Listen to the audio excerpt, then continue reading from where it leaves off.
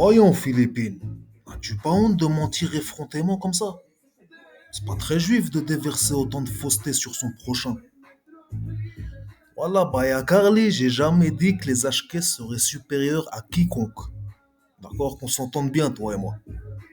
Par contre, ce que je t'ai dit est que peut-être tu essayes d'amalguer et de remixer fourbement, à moins que ce soit ton esprit perturbé qui te joue des tours. Donc, ce que j'ai dit, et que j'ai toujours dit, et que j'affirme et que je confirme, et que n'importe qui pourra te dire que c'est la vérité, c'est que oui, ceux-là qui ont donné leur vie en combattant les Anglais et les Arabes pour l'indépendance d'Israël, ils sont en grande majorité HK. Et bon, il y avait également certains Mizrahim, clairement, et même peut-être une infime minorité de Sef, dont personnellement, moi, j'ai pas connaissance.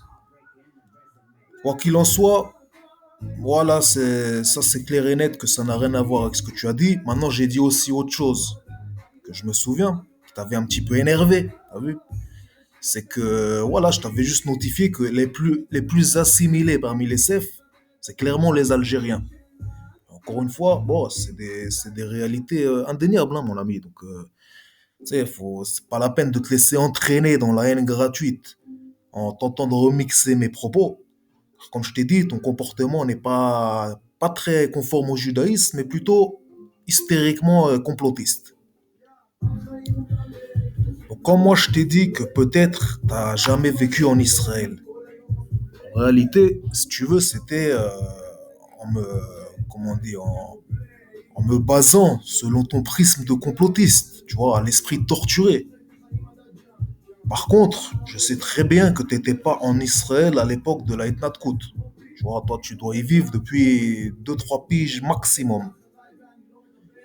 Alors, mon petit Fifi, sache que aucun Israélien ne prononce Hamishim comme toi, tout simplement car ça, c'est l'accent prononcé des Français. De plus, en arabe, on dit Khamsin, avec un N, un Noun si tu préfères, et non pas Hamishim.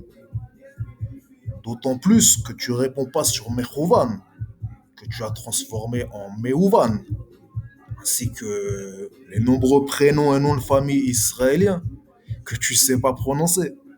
De même que certains noms de villes israéliennes que tu sais pas prononcer. Et ton histoire de Archello, que tu étais si fier de présenter comme quoi tu avais relevé une erreur de ma part. Déjà, c'était dans une conversation privée. C'est pas très glorieux de ta part et ça démontre bien ta mesquinerie. Mais ce qui est extrêmement hypocrite et qui prouve une fois de plus ta fourberie, c'est que dans cette même conversation privée, tu avais déjà prétendu m'apprendre la signification de échec, suite à quoi j'ai bien rigolé, et que je t'avais demandé de m'expliquer la signification de Taoun, un mot que tu ignorais et que je t'ai appris ce jour-là. D'accord? De la même manière que tu ignores le sens du terme Mechouvan. Tu vois ce que je veux dire? Pour la simple raison que ton piètre niveau d'hébreu, il est honteux par rapport à ton jeune âge et tes trois années de vie en Israël. Tu devrais déjà savoir t'exprimer couramment avant de vouloir t'enorgueillir de m'apprendre ma langue maternelle. Tu vois? Bon, si tu veux, moi, le premier live que j'ai fait où je suis monté, là, il y avait quatre cinq pro-palestiniens qui déversaient leurs calomnies sur Israël. Et en face, il y avait le coco qui les laissait jacter sans réagir, tu vois, sans réaction. Donc moi, je suis monté rétablir la balance, tout simplement. Alors, ton histoire de résistant de la dernière heure, c'est plutôt à Coco qu'il faut l'appliquer. D'où le fait que je t'ai dit qu'il serait intéressant et honnête, non pas de sortir de brefs extraits isolés, mais de rendre accessible l'intégralité de tous les lives que j'ai été présent ou non, car il y avait beaucoup de matière. Donc, quand tu dis que je vais chez les coranistes pour amener le conflit, c'est une accusation inversée, étant donné que Yassine, c'était un président d'une association pro-Palestine. Et de toute façon, à la fin du débat, entre lui et moi, on s'est quitté en très bons termes, malgré nos divergences. Donc arrête d'essayer de tout dramatiser à chaque fois et de chercher du négatif, etc. Alors que tout ça n'existe que dans ta tête, hein, mon cher ami. Donc après, tu peux être contre les débats si tu veux. D'accord? Malheureusement, tu vois, tu es toi-même passé dans les lives de ce Yacine. Ou de mémoire, tu l'avais laissé calomnier la Torah sans broncher. D'où le fait qu'il avait laissé le live en ta présence sur sa chaîne, jusqu'à ce qu'il quitte YouTube. Alors qu'il s'était vite empressé d'effacer le live où moi j'ai participé. Donc bon, je te laisse en tirer les conclusions. De plus, Coco lui-même a longtemps vanté les chiites et les coranistes, à l'époque de Laura, Lyon Muslim, Alaoui, etc., avant de répéter à nombreuses reprises que le coranisme n'est qu'une trame de chiites sous takia. Donc, encore une fois, tout ce que tu tentes de me reprocher, c'est applicable chez toi et Coco en bien pire. Maintenant, quand tu dis ici tout va bien, c'est extrêmement égoïste de ta part, sachant que le jour de ta vidéo, à quelques kilomètres de Hof Miami, nos civils étaient sous le feu des salves de roquettes aveugles en provenance de Gaza, dont une a même atteint un GAN. Et grâce à Dieu, les enfants ont réussi à atteindre l'abri antimissile avant les 15 secondes, en évitant le massacre.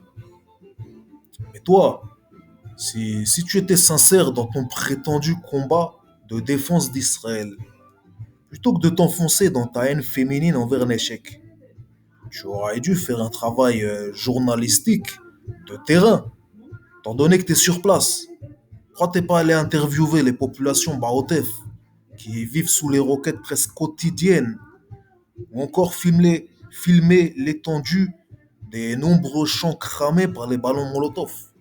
Tu vois, il y a de quoi faire, j'ai envie de te dire. Franchement, ce serait bien plus efficace et respectable que ton actuel travail journalistique où tu ne fais que de lire de simples articles trouvés sur le net, entre deux clashs virtuels. C'est très bien de partager les vidéos de David Periscope. Mais encore mieux serait de prendre exemple sur lui, en nous ramenant des factualités de la vie réelle. Plutôt que de prendre exemple sur Coco, que le YouTube Game a rendu complètement fou et dépressif. Tu vois. Donc Forgeron, il a eu l'humilité et la force de reconnaître avoir pu faire une erreur ou une méprise. Mais apparemment, c'est pas donné à tout le monde.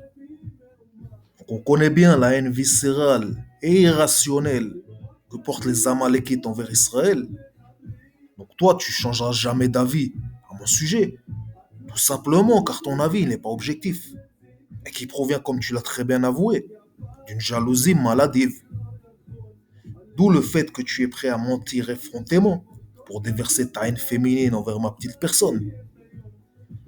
Donc finalement, tu es similaire à un pro-palestinien en pleine scotomisation, à qui on apporterait toutes les preuves factuelles démontant ses préjugés et autres fantasmes concernant le conflit et la région, et qui, malgré toutes ces factualités qu'on lui apporte, persistera dans la négation de par son orgueil, ainsi que de par sa haine viscérale. Ce qui expliquerait peut-être ta position clairement incompréhensible de venir me reprocher à moi d'avoir fait quelques brèves réponses à deux individus qui sont peut-être ceux dans notre microcosme, tu vois, dans notre petit microcosme, qui ont le plus déversé de calomnies et de préjugés envers mon peuple et mon pays. Donc en résumé, d'un côté, tu t'offusques du fait que je réponde de la manière la plus courtoise possible à des individus qui te parlent du sang dans les matzot, qui attisent la haine en tentant de relier tous les problèmes aux juifs. Et de l'autre, tu viens défendre ces mêmes gens qui jusqu'à très récemment y balançaient quotidiennement leur propagande haineuse et mensongère contre l'âme Israël. Écoute, mon filou, si on ajoute à ça ton compagnon Coco, tu connais bien l'idéologie première, ainsi que les paroles qu'il a eues envers la Torah et les religions. Je pense qu'il serait grand temps de commencer à nettoyer devant ta porte, car tu sens me faire un sacré transfert de douleur quand tu parles de moi. Donc désormais, tu vas m'expliquer pourquoi Coco déclarait sans cesse que le 23 mars finit de jouer, ou encore que le 23 mars, les carottes sont cuites. Pourquoi quand je t'ai notifié que cette date, c'est la prise des pleins pouvoirs d'un Amalekite bien connu en Allemagne, tu as pris ça à la rigolade. Et pourquoi il y a le drapeau polonais qui apparaît furtivement sur tes lives? Maintenant, tu vas dire à Coco de remettre tous les lives du passé en intégrale, sans coupage, et surtout, sans excuse. Donc si tu as un problème avec YouTube, tu les mets sur une autre plateforme, tout simplement. Et par la suite, on fera la promotion sur tous tes lives en diffusant le lien à l'écran, plutôt que d'y faire la promotion de la Pologne ou du 23 mars. D'accord? Donc tant que l'intégralité des lives ne seront pas disponibles, et tant surtout que tu ne réponds pas factuellement à mes deux petites et misérables questions, ne t'attends plus à ce que je prenne la peine de calmer ta paranoïa remplie d'affabulation en te répondant oralement par de courtoises et factuelles réponses. Donc sois honnête, cesse de radoter et n'esquive pas. À bon entendeur, mon cher Fifi, אני מציע לך לשמור טוב טוב על הפט ג'ורה שלך ולהפסיק להפיץ שקרים על הזהות שלי.